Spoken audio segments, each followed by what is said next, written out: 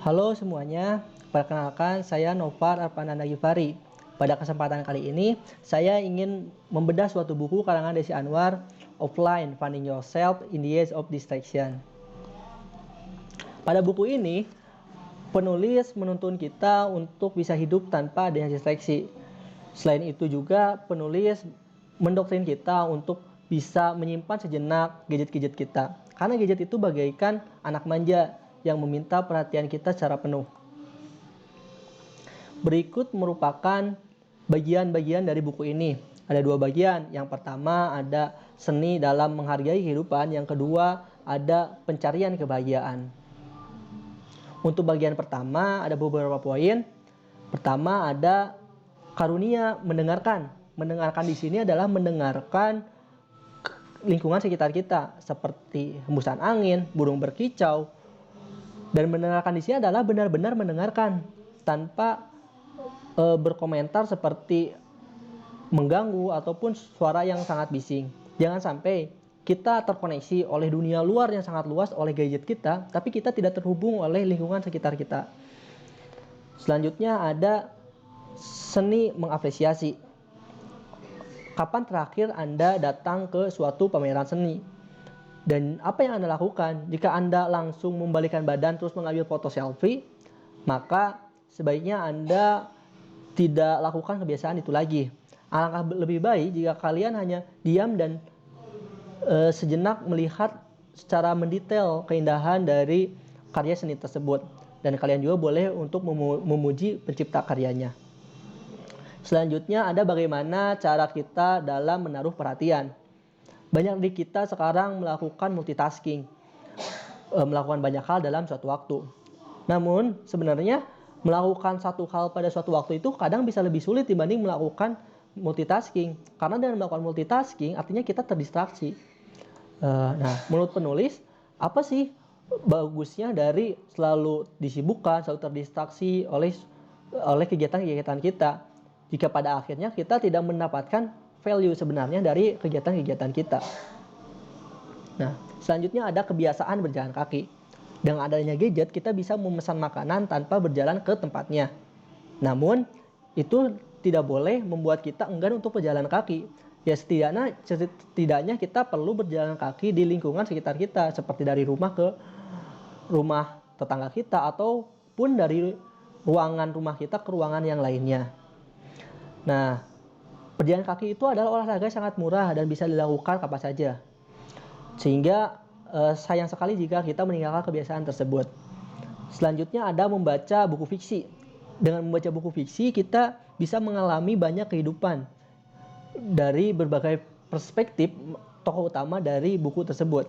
Dan membaca buku fiksi itu lebih baik dibanding membaca teks-teks atau bubble chat di sosial media yang tidak bermanfaat. Selanjutnya ada mengembangkan kreativitas. Nah, kita bisa memulai kreativitas kita dengan membuat suatu barang yang ingin kita pakai gitu.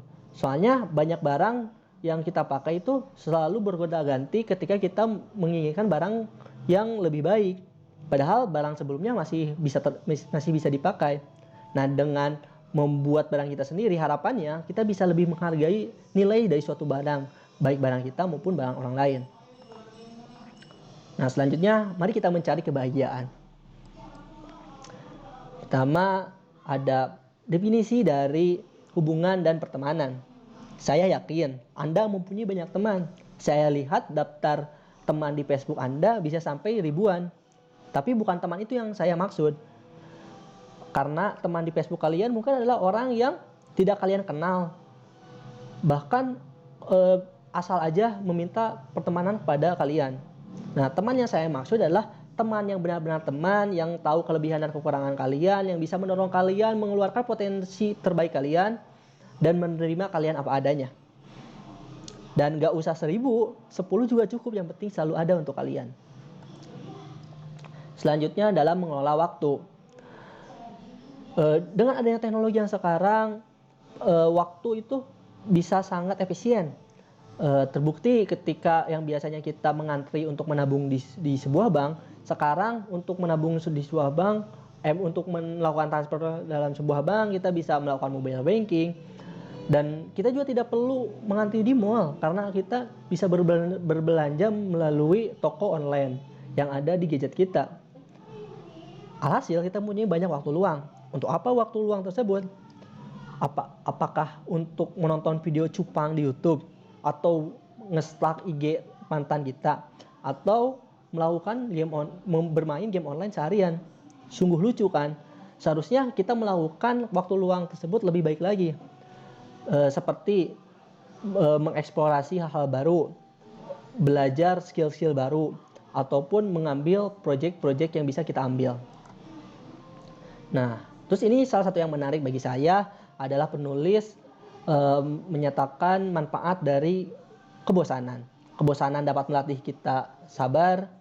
Kebosanan juga dapat membuat diri kita lebih berpikir dan lebih merenung lebih dalam. Tapi kapan sih terakhir kita merasakan kebosanan? Karena pada zaman sekarang bahkan kita bisa mandi sambil menonton video di Netflix. Nah, padahal dulu sekali Archimedes ketika mandi dia bisa menemukan suatu penemuan, dan ketika dia saking bahagianya dia langsung keluar kamar mandi tersebut dan berkata Eureka. Selain itu juga mungkin kalian ingat cerita Isaac Newton yang bersandar di suatu pohon apel, yang pohon apelnya jatuh, terus dari sana dia mempunyai gagasan mengenai gaya gravitasi.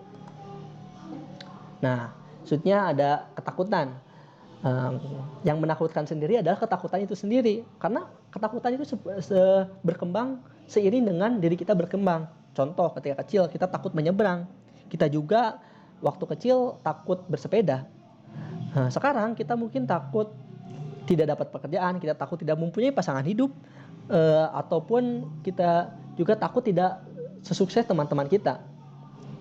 Dan ketakutan itu wajar dan bisa dimaklumi. Yang tidak bisa dimaklumi adalah ketika kita luput akan ketakutan kita, karena ketakutan seyogyanya untuk dihadapi, dan ketakutan bisa menjadikan alasan kita untuk persiapan yang lebih matang. Selanjutnya, pentingnya membuat kebiasaan baik. Apa yang kita lakukan sehari-hari, jika kita hanya membuang-buang waktu di sosial media atau melihat acara TV yang tidak berguna, itu emang adalah kebiasaan yang mudah. Bahkan kita juga tidak bisa keluar dari kebiasaan itu. Tapi itu kebiasaan yang buruk karena itu memperbudak kita. Sekarang mari kita mulai membuat kebiasaan yang baik. Bisa bercocok tanam, atau membuat catatan harian, atau yang lebih simpel adalah makan tanpa memegang gadget.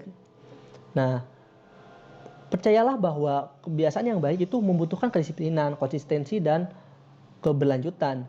Dan untuk memulai suatu kebiasaan yang baik, kita bisa merencanakan tujuan apa yang kita harapkan dari melakukan kebiasaan baik tersebut.